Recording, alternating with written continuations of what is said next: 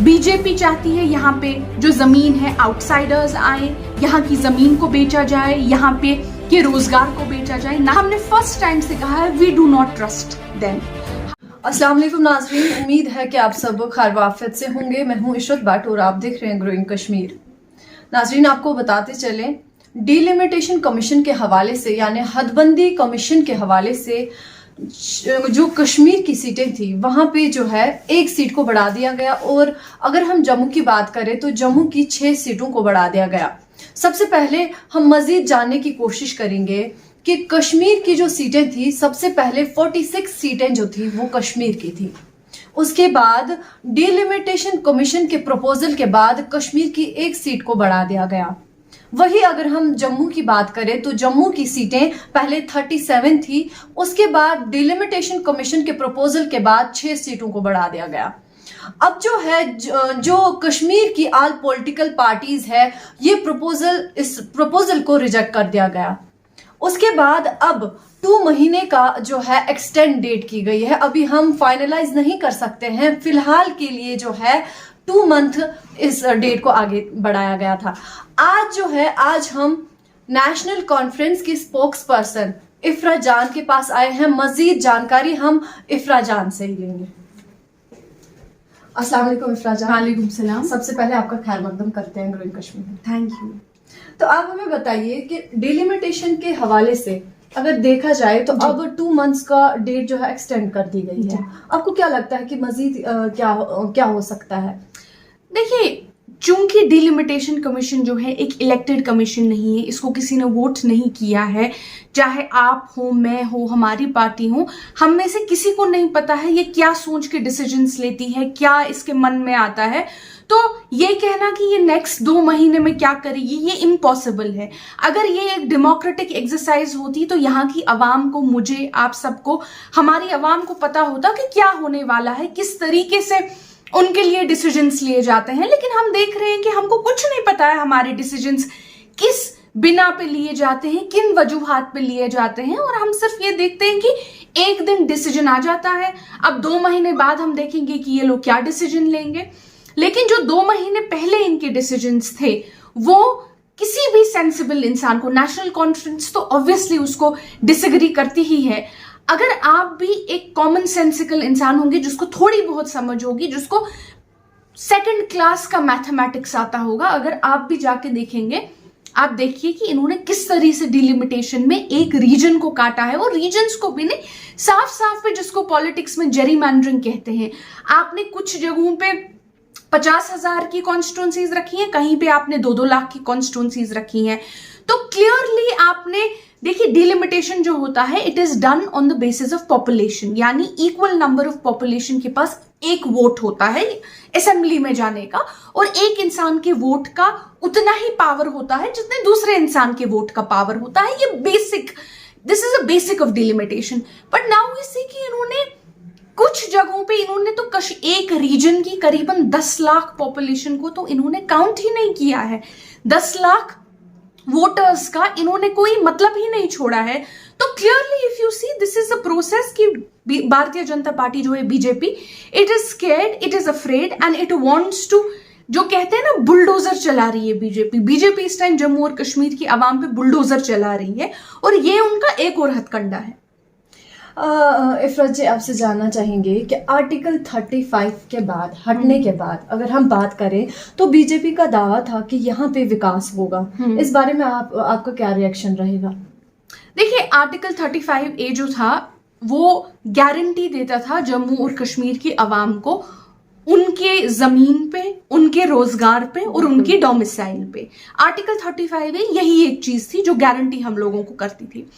जब article 35A को हटाया गया था, हमने उसी टाइम नेशनल कॉन्फ्रेंस ने कहा था कि इसको इस वजह से नहीं हटाया गया है कि यहाँ पे कोई डेवलपमेंट होगा, कोई विकास होगा।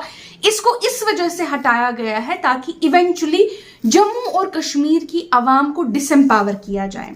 अगर आप लद्दाख की बात करेंगे, बीजेपी गवर्नमेंट ने लद्दाख में रूल्स ऐसे नहीं लाए हैं कि आप वहां पे कोई नहीं जमीन खरीद सकता है। वहां पे लद्दाख में आप जमीन नहीं खरीद सकते हैं। आप लद्दाख की में डोमिसाइल नहीं ले सकते हैं, आप लद्दाख में जॉब्स के लिए अप्लाई नहीं कर सकते हैं, लेकिन जम्मू और कश्मीर में आप कर सकते हैं। इनफैक्ट कल मैं न्यूज पढ़ रही थी, अब बीजेपी की गवर्नमेंट है, उसने 50% रिडक्शन कर दिया है स्टैंप ड्यूटी में बाहर के लोगों के लिए। यानी अगर आप बाहर के हैं तो आपको स्टैंप ड्यूटी भी नहीं देना पड़ेगा। तो एक तरह से ये कहते हैं कि हम लोगों पे ये पार्टियां इल्जाम लगा रही हैं डेमोग्राफिक चेंज के, उसके इसके। तो ठीक है, अगर हम लोग गलत हैं, हम झूठ बोल रहे हैं, आप हमको बताइए ना, आप क्यों एनकरेज कर रहे हैं बाहर वाले को जमीन खरीदने के लिए? आप क्यों एनकरेज कर रहे हैं? आप क्यों यहाँ की जमीन पे डोल बजा रहे हैं? आप क्यों यहाँ की नौकरियों पे डोल बजा रहे हैं? यहाँ की नीट सीटों पे डोल बजा रहे हैं? यहाँ के कंट्रैक्टरों पे, उनके रोजगार पे डोल बजा रहे हैं? आप मुझे बताइए एक चीज जो इस टाइम जिसको कश्मीरी में कहते हैं यह भूल छक, आप एक चीज बताइए जो इस टाइम सेल पे नहीं है। So this was the agenda we had set right on day one कि दिस इज देयर एजेंडा, और आज 2 साल 2.5 साल होने को आए and we have constantly said कि देखिए जो हमने पहले दिन कहा था वही हो रहा है।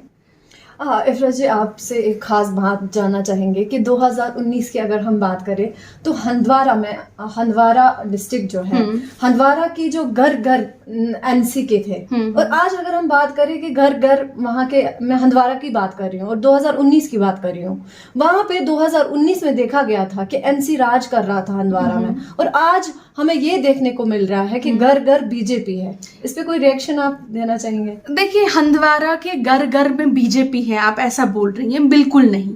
जम्मू और कश्मीर की आवाम और स्पेशली कश्मीर की आवाम इतनी बेगैरत नहीं है कि बीजेपी को वोट करेगी। आपको हमसे इख्तिलाफ हो सकते हैं, आपको पीडीपी से इख्तिलाफ हो सकते हैं, आपको एक दूसरे से हम लोगों को इख्तिलाफ हो सकते हैं, उसमें कोई प्रॉब्लम नहीं है ना। तो मतलब कोई बशर, गलती हर किसी से होती है, लेकिन ये कहना कि हम उसको सपोर्ट करेंगे जिसने हमारी इस टाइम पे जो शख्सियत है, हमारी जो आइडेंटिटी है, इस टाइम पे हमारी आइडेंटिटी पे असॉल्ट है बीजेपी की तरफ से।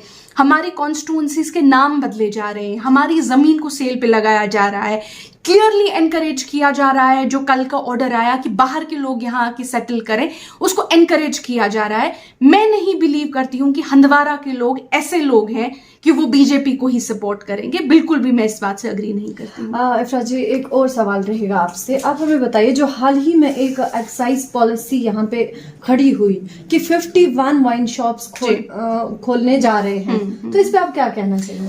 देखिए, 51 वाइन शॉप्स ये लोग खोल रहे हैं, जिसमें 45 जम्मू में खुल रही हैं और 6 कश्मीर में खुल रही हैं।